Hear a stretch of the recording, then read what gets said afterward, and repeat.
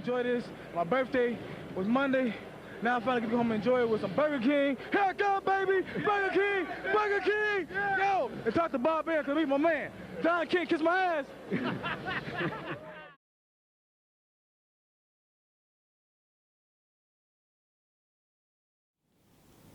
What's up, fight fans? I always say this every single video, but I really do appreciate you guys tuning in. Much appreciated. Let me put my phone on silent. I don't want to be interrupted by anything because this is quite a serious topic we're about to talk about, right?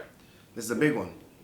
And it's strange because this guy has been on my mind for quite a while. And that guy, obviously, as you guys know from the title, is Timothy Bradley. I've been asking, I feel bad now because I put out tweets saying almost the forgotten 147 pounder. Like, where has he been? What's been going on? I was talking about him possibly fighting Kell Brook. I was thinking that maybe we know he switched trainers to Teddy Atlas. I thought maybe there was an issue there. Teddy Atlas is very vocal. Some people like that style of training. Some people don't. And I was thinking there is issues with Bradley. Maybe, you know, he's with Top Rank, and Top Rank don't really have that many 147 fighters. We've already seen him against Marquez and Pacquiao, and we're bored of that. And I thought, is that an issue? Is that the reason we're not seeing Timothy Bradley? Is it because he can't fight one of the Al Heyman guys? You know, the Sean Porters, which I'd love to have seen, the Keith Thurmans, Danny Garcia, Amir Khans, Kell Brooks. What's been going on with Bradley? And finally, he's released a statement kind of telling us what's going on. And unfortunately, it's bad news. And it's sad news as well, I think, because I'm a big fan favourite of Timothy Bradley. I think this is a guy that definitely comes to bring it. Always comes to bring it. Always in exciting fights. I've never ever watched a Bradley fight, and I'm talking even way back Kendall Holt. I've never watched a Bradley fight and thought it wasn't exciting. I've always been entertained. But I've always also said, and guys, you can go back and watch my Box Talk channel, and I've always said about Bradley. Bradley used to be a boxer. Again, I'm not putting him in the Andre Ward Mayweather type boxer, or even a Lomachenko or Rigondeaux boxer. But Bradley never used to brawl. Never. That wasn't his style. Yeah, he was a bit naughty with the headbutts, but he used to box. Watch him against Junior Witter when he came over to London. Was it London, that fight? Was it in Sheffield? Can't remember. But anyway, when he came to the UK or England and fought Junior Witter, he boxed. He boxed, put Junior Witter down and got a really good decision. And that's when he became the 140 pound, I think it was WBC lightweight champion. Sorry, light welterweight champion. Since then, he's decided in moving up in weights, similar to Robert Guerrero, similar to a lot of people that move up in weights, he's decided that he needs to brawl. And unfortunately for him, it's come with its consequences. And it does kind of take it back to Robert Guerrero, who fought Figueroa 2 weeks ago and retired on the back of that Figueroa fight. And we saw that Robert Guerrero, who, yeah, we've seen him in tough fights, but never seen him put down the way he got put down against Figueroa. You almost seen like that kind of brawling style was caught up with him. And now the same can be said of Timothy Bradley. I'm going to read out the statement Timothy Bradley said. I want to get it word for word so I don't mess this up. Okay, so he said, like, basically, Timothy Bradley fought Rustam Provodnikov. We all remember that fight. Physically, tough fight. Even a tough fight to watch. Honestly, that was such a hard fight to watch. And Bradley said, a few weeks after the fight, I was still affected by the damage that was done. My speech was a little bit off. I was slurring a little bit. But after about 2 months, I cleared up and I have my wits about me now. Bradley basically admitted that he suffered neurological damage after that Provodnikov fight in 2013. He slurred a little bit. His speech went a bit slow. And we've seen this in numerous fighters. And what did Bradley do? And this is not me being critical. This is not me being critical. Look, boxers are warriors and I get that. But sometimes you have to save them from themselves, right? That's fair. Bradley, after that, so after knowing that he had big issues after the Provodnikov fight, I think Bradley had, 7 fights after that? 7 or 8 fights after? Marquez, couple against Pacquiao, Chavs, Vargas, and Rios. And the Chavs fight, again, brutal. Vargas fight wasn't that easy. Again, remember the Vargas fight where there was that kind of controversial, everyone thought that Vargas hit him with a big punch in the last round. and you didn't know if the fight was over or the ref stopped it. So Vargas kind of celebrated thinking he won. He's been in physically tough fights since the Provodnikov fight. That's what I'm trying to get at. Pacquiao fight's always going to be tough. Pacquiao's a hard puncher. Maybe not as he was before, but he still can punch.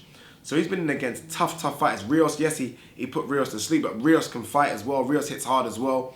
So what I'm trying to get at is that if Bradley had neurological problems after the Provodnikov fight, it's only could have got worse when fighting Shabs, Vargas, Pacquiao, and Rios. And it's sad. And you know, Bradley's a smart guy. You know, you listen to Bradley on commentary. He's a very, very smart guy. He has a wonderful family, beautiful wife, beautiful kids.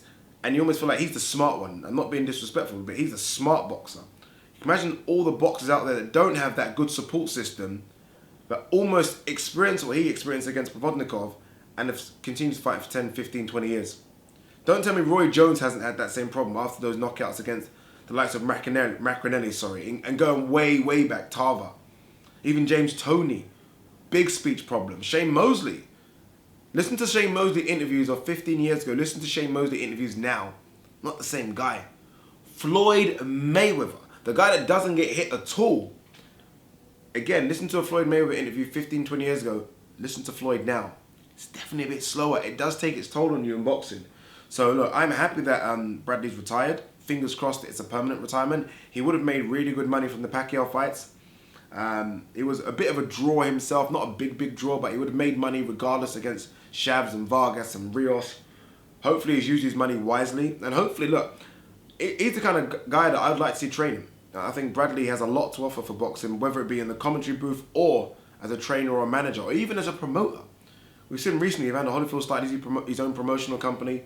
There's numerous boxers that are doing that as well, and I think it'd be good to see him do something like that. A lot of people have been asking, is he a Hall of Famer? Difficult to say. He is a 2-weight world champion. He did beat Pacquiao. Remember, he was the first person to dent that Pacquiao run. When Pacquiao was running through everyone, a lot of people didn't think he deserved the decision. Regardless, he got the decision against Pacquiao, and he was the first person to dent that run, that super run that Pacquiao was on, running for the likes of Clottey and Margarito and Hatton and Cotto and De La Hoya. Bradley stopped that. I don't know if he's a Hall of Famer. I sometimes feel that we give those Hall of Fame tags out too easy. I mean, Broner would be a bloody Hall of Famer, then wouldn't he? 4-weight world champion. So we've got to look a bit deeper and look at the fights. But he's had some big wins. I mean, you look at Lamont Peterson's a big win. Devin Alexander was a big win. Provodnikov was a big win. When you think about it now, Provodnikov was former world champion himself. Beat Marquez, beat Pacquiao. I mean, you could make an argument for it. Nate Campbell, Kendall Holt, Junior Witter. I think it's a good argument for him being in the Hall of Fame, but I'm more happy that he's retired. I'm more happy that if he's not announced it yet, I'm not sure if he has, he definitely will announce it in the next few days. But I guess it puts to bed all those rumours about why he's not fighting. But one thing that I will say that really does disappoint me, and I guess it goes back down to promotions and management, is that he didn't fight any of those Al Haymon boys. I mean, just to see Sean Porter versus Timothy Bradley, oh, what a fight that would have been. Keith Thurman would have been another great fight. Kell Brook. All these big welterweights that are not mixing it with each other, and it's a shame that Timothy Bradley, who's one of the elder statesmen of those welterweights, didn't fight any of those guys. But guys, what do you think? Boxing doesn't get easier. It's a tough sport, and I guess again it highlights the danger of the sport, and it highlights. But what I'm happy about is that someone like Bradley, who's not just said I'm retiring and no one knows why, has at least said why he's retiring, so we can almost try and figure out what boxers need to do. Because for me, and I know I'm going to harp on about this now, if you're Timothy Bradley and you got that issue with Provodnikov in... When did he fight Provodnikov? Let's have a look. He fought Provodnikov March 2013. And then he fought Marquez, and again, another tough fight, October. That's not enough time. It's not enough time. I mean, boxers take longer out of the ring for just rest in between fights, not for someone that's had neurological problems after a fight. So I guess you've got to look at the medics and the medicals and how he got licensed to fight Marquez after that issue. But that's just me ranting. But leave your thoughts below. Peace.